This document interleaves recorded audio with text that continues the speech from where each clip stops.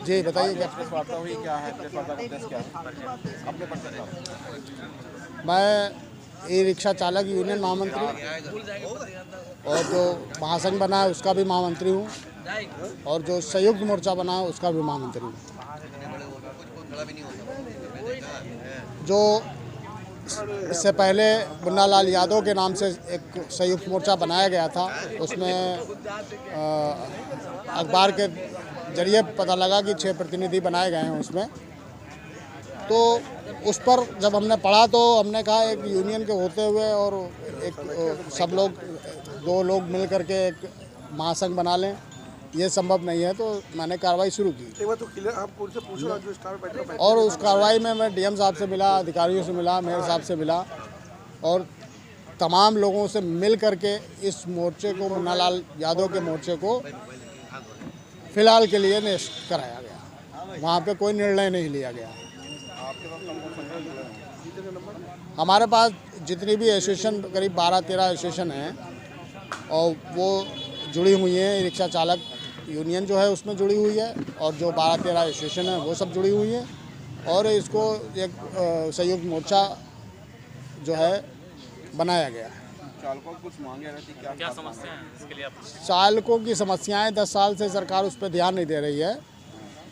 सबसे पहले तो जब इन्होंने बैटरी रिक्शा दिया था उस वक्त इनको जो है चार्जिंग स्टैंड जो है जगह पे देना चाहिए था। इनका प्रदूषण मुक्त वाहन है, रोड पे चलेगा, कोई प्रदूषण नहीं होगा। पहले विक्रम ऑटो चलते थे तो उससे प्रदूषण होता था। प्रधानमंत्री की ये योजना थी कि इन्होंने कहा कि वो जो है प्रदूषण मुक्त है और ये हज़ारों रिक्शा प्रधानमंत्री जी ने लखनऊ में आके बांटा भी।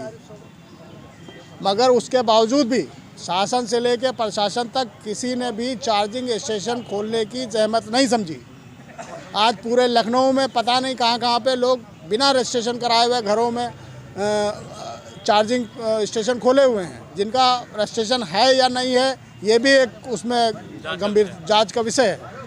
तो हम लोगों को यही कहना है कि आप जो है, सबसे बड़ी बात यह कि पानी व्यवस्था कहीं रिक्शा चालकों के लिए कोई समस्या पानी है ये है नहीं है। शौचालय की समस्या सबसे बड़ी है वाहन चालकों के लिए। पिकअप स्टैंड आपने 10 साल हो रहे हैं, कहीं कोई नियुक्त नहीं किया, उनके खड़े होने की सुविधा कहीं आपने नहीं दी।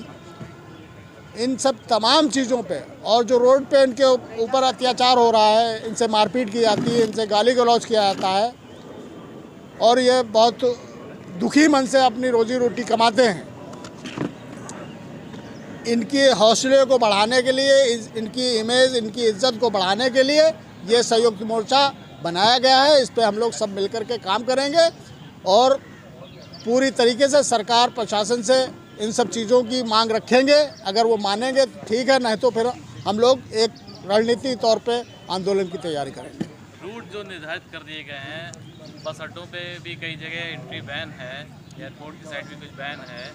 ये एंट्री जो बैन कर रखी है इनको चलाने नहीं दिया था रूट पे और जो परेशान किया जाता है इसके लिए आरटीओ में भी आपने कोई संबंध बात की है? देखिए, जब ये रूट 31 रूट बंद किए गए थे लखनऊ में 2019 में, तो मैंने मुख्यमंत्री पोर्टल पे जो है जन सुनवाई के आधार पे मैंने कार्रवाई की थी। तो कार्रवाई में उसका निष्कर्ष हर थाने से, हर सीओ से मेरी बातचीत हुई, उन्होंने बुला करके और सबने ये लिखित दिया। हमारे पास बहुत बड़ा पुलंदा रखा हुआ है उन कागज़ों का कि कहीं पे कोई हमने रूट बंद नहीं किए हैं, आप चला सकते हैं, हम उसको पकड़ेंगे नहीं।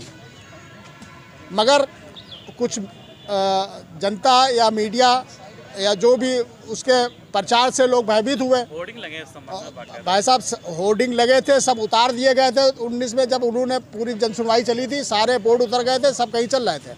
उसके बाद 5-6 साल से हम लोग लड़ते तो रहे मगर उस लेवल पे हम लोग काम नहीं कर पाए कि इनकी समस्याओं को सुलझाया जा सके। इसलिए ये समस्या बढ़ गई है और इस समस्या को ख़त्म करने के लिए हम लोग एक संयुक्त रूप से काम करेंगे।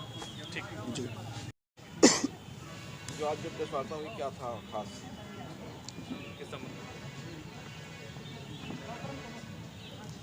अब आज की तो जो समस्याएं हैं टी रिक्शा यूनियन को ही लेके है। अब आपके सामने तो सारी बात रखी गई है, आगे प्रोसेस वाइज सरकार के आगे रखी जाएगी। आगे क्या रहेगा, रणनीति क्या रहेगी आपकी?